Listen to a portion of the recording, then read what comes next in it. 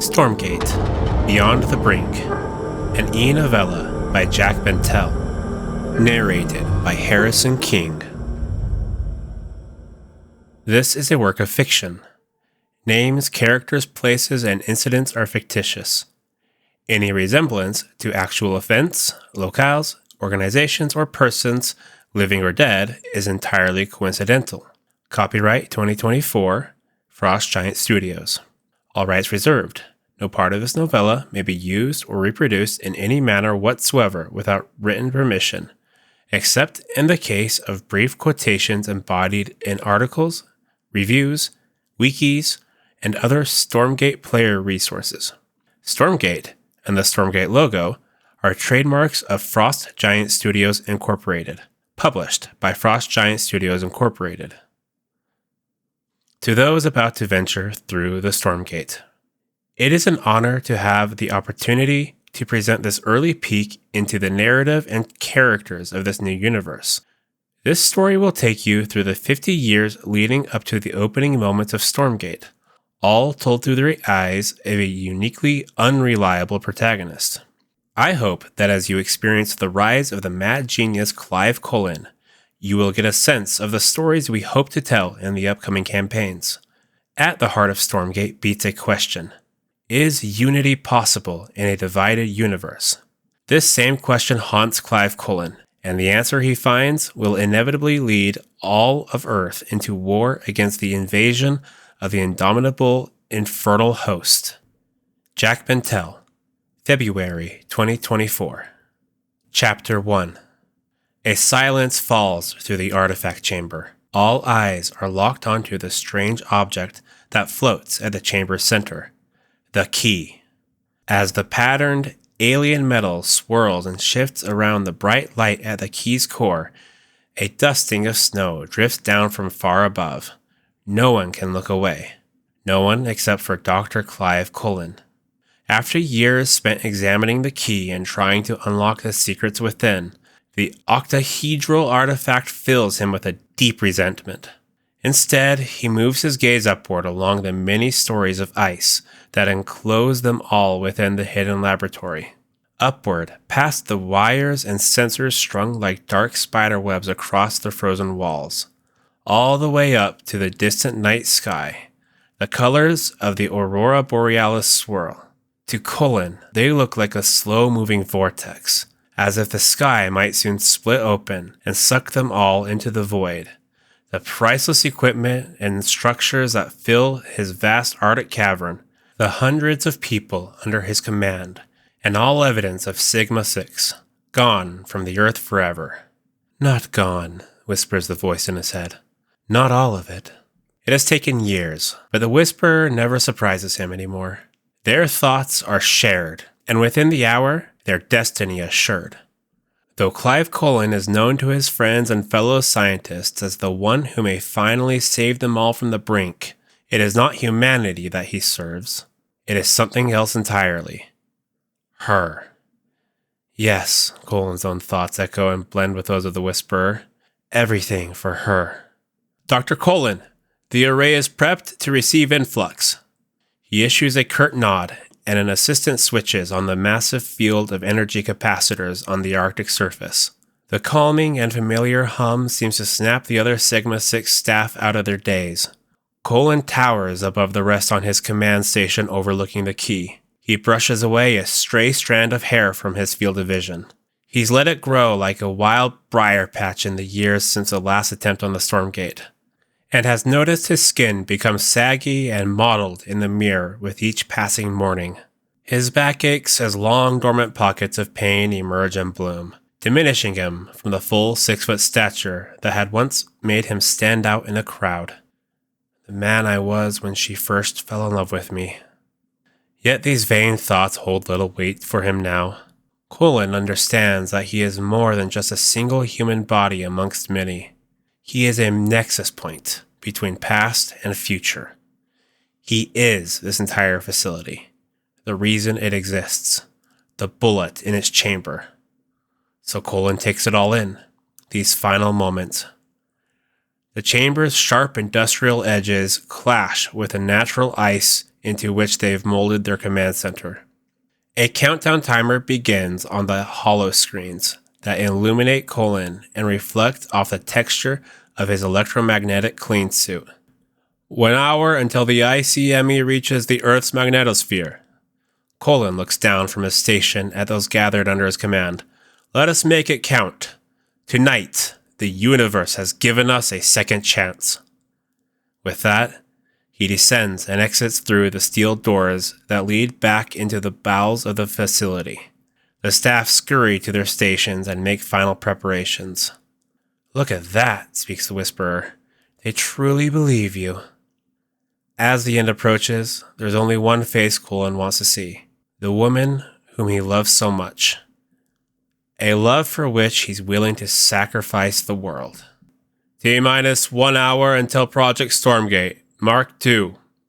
Even in his earliest memories, half a century from the person he was now, Colin always felt alone. He grew up in the tight academic quarters at the university where his parents taught, but Colin kept to his even smaller bedroom. His parents always sat vigil by the television at night, as the bad news rolled in, getting worse every day. The newscasters, the politicians, the scientists, the conspiracy theorists. They called it the Brink. Finally, something they could all agree upon. The anxiety constantly tugged at young Colin's mind, and by his teenage years, he positively buzzed with it. His father saw this restless energy as intellect. Maybe it was. Either way, they never discussed the root of Colin's fear, only the possibilities of his genius. You waste away in that room. Real life goes on out there. His father demanded much of him. The world needs you. It wasn't that Colin didn't believe his father. It was just that it all seemed so fruitless. Even if he were to uncover something no human had ever dreamed of, no one would listen. Every day, chaos spread. Entropy continued to exert its inexorable influence. Since its founding in 2040, the Sigma Initiative had become humanity's last shared hope. 200 nations united to combat the Brink. Over 3 decades into its mission, though, and Sigma's end goal still seemed impossible to Colin. Technology surged forward, but the consequences of human history were too much to bear. Extreme weather ravaged the globe storms, where before there was drought. Water, where once there was ice. Entire ecosystems perished overnight. Coastal regions from Florida to the Philippines were abandoned to the rising seas. A deadly scramble for resources was only held at bay by the opportunities that Sigma fostered around the world. The announcement of the Exodus Armada project, a proposed interstellar fleet that would fill its spacebound ranks through a worldwide lottery, ignited a new wave of optimism, jobs, purpose, hope. Colin just called it propaganda. He figured that Sigma was like every other institution that he knew, inherently corrupt and made for the benefit of the wealthy donors and world leaders who led its council. While the member countries of the North American Federation, from Mexico all the way to Canada, spoke of the need for unity, there was still so much inequality being swept beneath the rug. Skepticism over the global push for survival didn't make him many friends, especially during graduate school. Everyone around him seemed obsessed with acquiring a Sigma research grant. All Colin wanted was a quiet lab where he could be alone with his thoughts. His studies ran the gamut from genetics to quantum mechanics, as he forever chased the question of what laid at the heart of the universe. Uncertainty both taunted and compelled him. He decided that if time was truly running out, he would spend the rest of his days living the life of the mind. In the midst of preparing a dissertation on the possibilities inherent in quantum tunneling, Colin's days were consumed with obsessive thoughts about particles breaking impossible limits. It was like the rest of the world no longer existed. All that changed one smoggy autumn morning in 2097 as Colin trekked to campus. Gone were any traces of fall on the West Coast. Late summer fires continued to burn. A huge crowd gathered outside the Life Sciences building. That familiar feedback fuzz from the megaphone floated his way. Colin tried to tune it out and keep his head down. But the voice he heard was startlingly clear and passionate. The speaker stood on a makeshift podium above the crowd like some martyr pulled from a Renaissance painting. Despite the pieces of ash that drifted like snow in the air around her, the woman's pale skin glowed like a beacon. Her words were as radiant and fiery as her hair, chaotically untamed. Colin's pace slowed. All the thoughts that usually crowded his mind slowly burned away under the force of her speech. This is not a time to leave the solutions in other people's hands. We don't save the world unless we all save the world together, consciously united. The greater good has always been some high ideal, but now it's something much more concrete. It's survival, through and through, for all of us. Colin didn't move until she was done, and the entire audience vibrated with her energy. He tried to follow the flash of her red hair, but lost her in the crowd. He trudged onto his lab, but couldn't focus for the rest of the day. He asked around on campus until he found her name. Marilyn Sumner, a former international relations student who had recently traded in her classwork for activism. What Colin loved more than anything was that Marilyn was not part of any particular group. She refused to align herself with the Federation's Pale Blue Council, constantly stymied by infighting and lobbyists as it was, and she rejected the more nihilistic Fifth Wave movement that sought the destruction of technological progress altogether. Marilyn's entire ethos revolved around the idea that each of us were already intricately tied to world events. Her goal was to foster and promote ideas, not organizations. Some called her a wannabe folk hero. Colin thought she might be a visionary. He pushed out of his comfort zone and began attending any activist gatherings he could find, both on campus and in the city across the bay. Whenever he managed to spot her at an event, he couldn't muster the courage to approach. While Colin felt like a giant in his own mind when no one else was around, he shrank in public. Conversations flowed around him with ease as everyone dissected the flaws of the world, so assured that they knew how to turn it around. All his opinions dried up under the harsh light of other certainty. His most negative self emerged. What was even the point of debating these people? Colin was in just such a dark mood the day that it finally happened.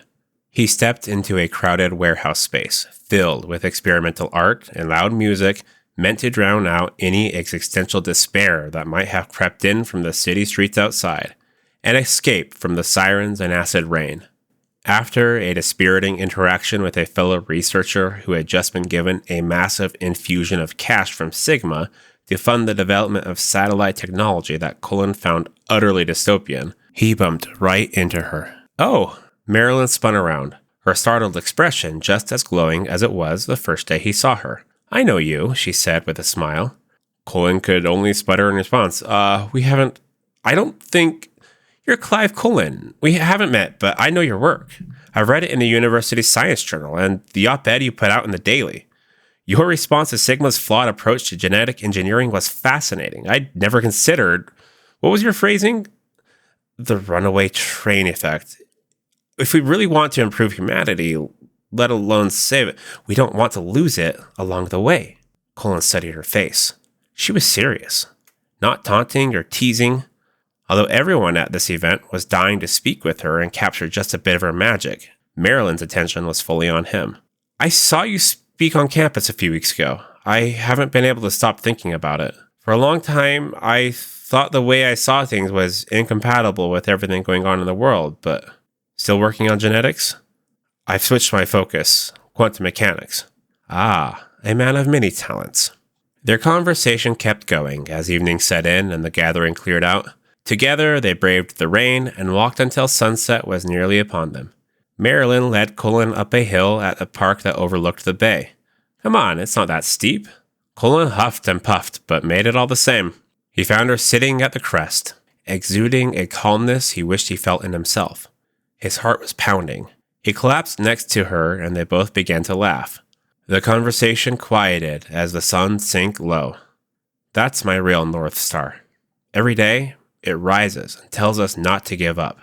"It's not a benevolent God," Colin said. "We're constantly buffeted by its harsh energy, dangerous solar winds. In all honesty, it's been trying to eat away at us for eons. One day, it's going to succeed." I took undergrad astrophysics too, but I don't remember including a unit on existentialism. Colin blushed. Perhaps I was being dramatic. Oh no, I like the poetry of it. But give our planet some credit. Our magnetic field is rather Shakespearean in its own right. The shield that protects us. That's correct, Colin replied, impressed. A particularly strong one at that. Their eyes locked for a moment before Colin looked away. I'm sorry for bringing the mood down. I can't help myself sometimes. Marilyn nudged him. He looked at her. It's okay.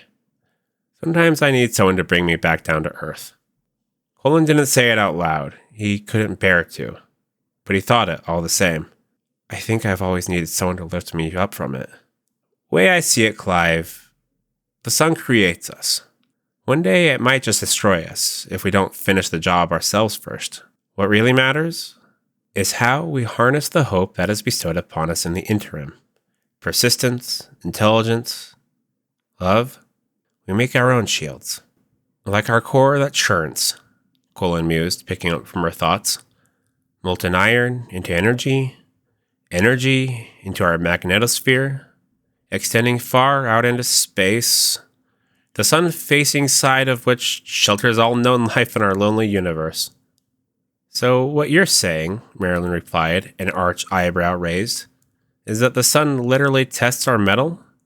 Do puns count as poetry? She winked. I rate them higher. Colin surprised himself. It was an instantaneous reaction to her words, her face, the look in her eyes. He took hold of her hand, just as the sun vanished beneath the horizon. Precarious stability. That's all it is, really. All we're given. Precarious stability, Marilyn mused on his phrasing. That's where we sit right now. On the edge of a great failure or a great success. I still think we're capable of great things, Clive. It's not all in the history books yet. I'm beginning to think you're on to something. And even in the encroaching darkness, they found one another, and their lips met. Colin gripped the side of his seat as the mag rail pulled into motion. This was his first time on the frictionless, high-speed line that connected every city on the North American Federation's west coast to Sigma's continental hub, Sigma Central, said to be a city in its own right. The country raced by outside his windows, faster than anything he'd ever seen. The last few years had gone by at a similar speed. Colin and Marilyn's work converged and fueled their deepening bond as they united science and social activism. She encouraged him to speak at rallies, just as she did, spreading his ideas further than he ever thought possible. Her connections had now earned him an interview for a position at a prestigious new program known as Sigma 3. He'd nearly turned it down, but Marilyn refused to let him. This isn't selling out, Clive. This is buying in.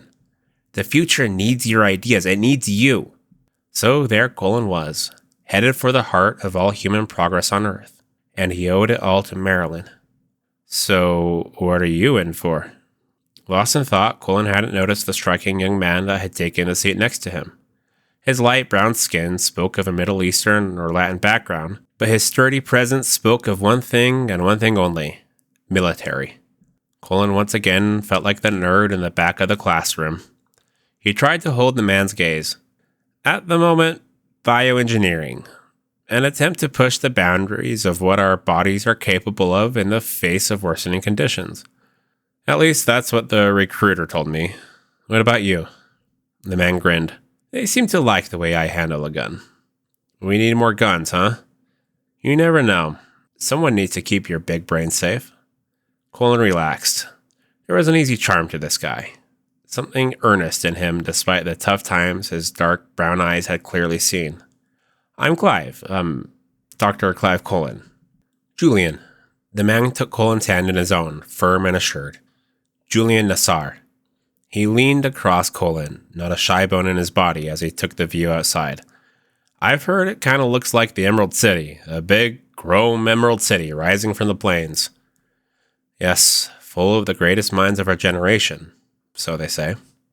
Julian leaned back in his seat and grinned, totally relaxed. Sounds fun to me. So what do you say, Doc? Ready to save the world? Colin couldn't help but chuckle in response. Maybe Marilyn had been right. She usually was, after all. Maybe Sigma and people like Kim actually could make a difference. Maybe this truly was the beginning of something great. Ready or not, here I come.